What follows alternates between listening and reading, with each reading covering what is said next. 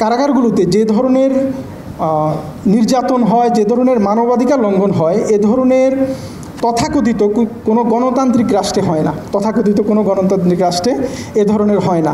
আপনি সিরিয়ায় হয়তো এ ধরনের কিছু ঘটনা আছে, আমেরিকা করে অন্য দেশে গিয়ে, অন্য দেশে কারাগার স্থাপন করে, নিজ দেশে করে না। আমাদের দেশে যেভাবে আয়নাগর হয়েছে, এবং দুর্ভাগ্যজনক আপনি দেখবেন, আমার পরিচয়ে মিডিয়ার পরিচয়টা দেওয়া হয়েছে, আপনারা দেখবেন এইগুলো নিয়ে কোনো স্টোরি নাই। কোথায় কোন পাগলের জট কেটে দিছে কয়েকজন মিলে, জটের মধ্যে ইনফেকশন হয়, অনেক ঝামেলা, ওইটা নিয়ে প্রত্যেকটা হাউস স্টোরি করতেছে। কিন্তু এক একটা আয়নাগরের বন্দি, এটা কত ভয়াবহ। বিশ্বের কোনো দেশে যদি এরকম হতো, এগুলো কয়েক বছর চলতে থাকতো। কারণ জুলুমটা যেহেতু ইসলামপন্থীদের উপরে হয়েছে, এই জুলুম না। তো ইনশাআল্লাহ আল্লাহ যদি চাহে আমাদের নতুন কিছু কাজ ইনশাআল্লাহ আসবে। আপনারা দেখতে পাচ্ছেন এখানে এই পাশেও অথবা এই পাশে ব্যানারের মধ্যে কালেমা দেওয়া আছে। কোন পাশে আছে?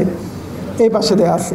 তো আমরা যখন এটা ফাইনাল করতেছিলাম, তো আমাদের দায়িত্বশীলরা বলতেছিল এটাকে আবার অন্যভাবে নেবে কি না, যে কারা মুক্তির, এটা তো সবার জন্য কাজ করে, কালেমা কেন? ভাই, কালেমা আমাকে সবার জন্য অধিকার প্রতিষ্ঠার জন্য নির্দেশ দেয়, শুধু আমাকে উৎসাহিত করে না, নির্দেশ দেয়। কালেমা আল্লাহ, ইমানদার কোনো কারোর উপরে, শত্রুর উপরে জুলুম করতে পারে না, শত্রুর সাথে যুদ্ধ করতে পারে, শত্রুর অধিকারও প্রতিষ্ঠা করে দেয় ইসলাম। তো আমরা অবশ্যই সবার জন্য কাজ করব, এবং এই জন্য করব যে আল্লাহ তাআলা আমাদেরকে এই হুকুমই দিচ্ছেন, এটাই আল্লাহ তাআলা আমাদেরকে করতে বলছেন। তো আমাদের নীতি আদর্শেরও পরিবর্তন হবে না, আমাদের আমরা সেকুলার হইতে হবে না। আমাদের ইসলামে আমাদেরকে এত বেশি দিছে, এত বেশি মানুষের অধিকার প্রতিষ্ঠা করার জন্য এত বেশি অধিকার দিছে, এগুলোর প্রতিষ্ঠা করতে পারলেই যথেষ্ট হয়। মাত্র 30% টাকায় জমির মালিক হয়ে নতুন বাংলাদেশের গড়ে তোলার স্বপ্ন দেখা বাংলা বসতি। তো ইনশাআল্লাহ আগামীর জন্য আপনারা সবাই দোয়া করবেন, যেন কারামুক্তি আন্দোলন নিজেদের কাজগুলোকে আরও বেগবান করতে পারে, কারাগারের অধিকার প্রতিষ্ঠা করতে পারে। আমরা কারাগারে মসজিদ প্রতিষ্ঠার জন্য আমরা দাবি জানাই আসতেছি কারাগারে, এবং যারা আমাদের জুলুম করার, এই যে হাসিনা আমলের পুরো সময়টা জুলুম করার মূল অস্ত্র ছিল সন্ত্রাস বিরোধী আইন। কারামুক্তি আন্দোলনের অন্যতম প্রধান দাবি হলো এই আইনটাকে সম্পূর্ণ প্রত্যাহার করতে হবে। এছাড়াও কারাগারে যে ধরনের জুলুম হয়েছে, এদের ক্ষতিপূরণের জন্য আমরা দাবি জানিয়ে যাব। ইনশাআল্লাহ আগামীতে হয়তো সংবাদ সম্মেলন বা প্রেস নোটের মাধ্যমে আমরা আমাদের দাবি দাওয়াগুলো আবার তুলে ধরবো ইনশাআল্লাহ। ঢাকায় 24 জুলাই অভ্যুত্থানের পরে আমরা অনেক আন্দোলন করেছি ন্যায়ের পক্ষে, ইনসাফের পক্ষে, কিন্তু আমরা আসলে সেই ন্যায়, সেই ইনসাফ পাইনি।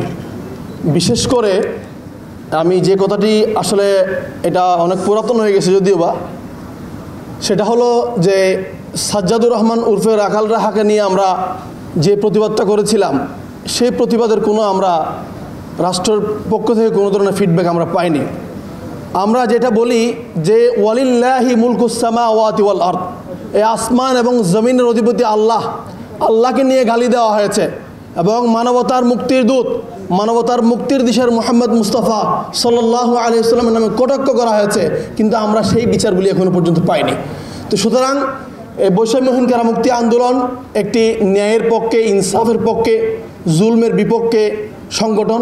সেজন্য আমরা সকলেই এই সংগঠনের সাথে থাকব।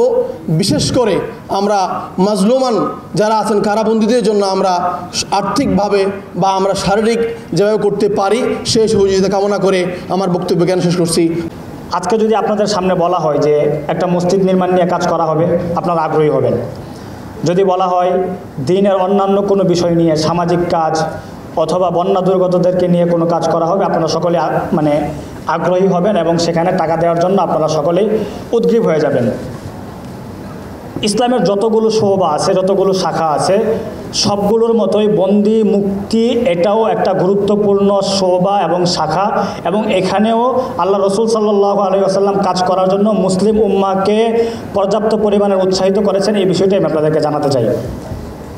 দেখুন, রসুল সাল্লাল্লাহু আলাইহি ওয়াসাল্লাম হাদিসে বলছেন, যে হাদিসটা আমি আপনাদের সামনে মাত্রই পাঠ করলাম, আবু মুসা আল-আশআরী রাদিয়াল্লাহু তাআলা আনহু থেকে বর্ণিত।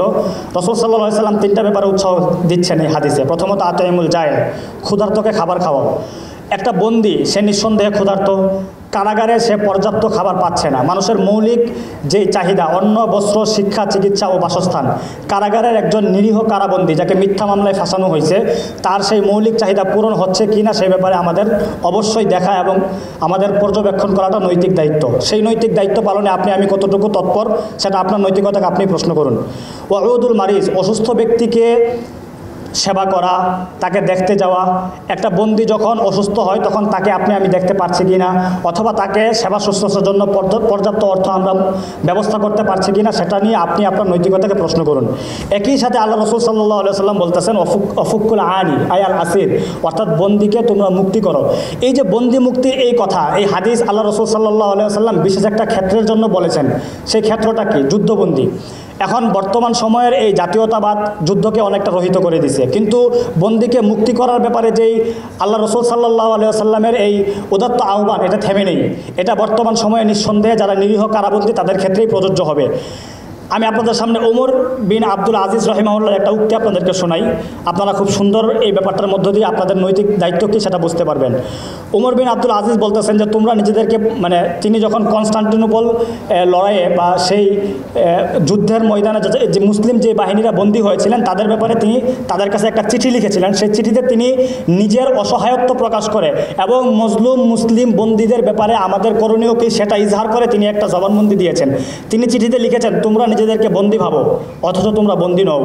জেনে রাখো, সাধারণ মুসলিমদের আমি যতটা সদাগার অর্থ দিই তার চাইতেও অনেক বেশি অর্থ আমি তোমাদের পরিবারকে দিই, অর্থাৎ বন্দীদের পরিবারকে দিচ্ছেন। কে দিচ্ছেন? ওমর বিন আব্দুল আজিজ। একই সাথে তিনি আরও বলছেন, আমি অমুক অমুক ব্যক্তিকে তোমাদের কাছে পাঠালাম, তোমাদের প্রত্যেকের জন্য ওদের হাতে আমি 5 দিনার করে দিয়েছি। আরও বলছেন, যদি এই ভয় না থাকতো যে তোমাদের এই অর্থ রোমান সেনারা নিয়ে যাবে তাহলে আমি তোমাদের জন্য আরও বেশি অর্থ প্রেরণ করতাম।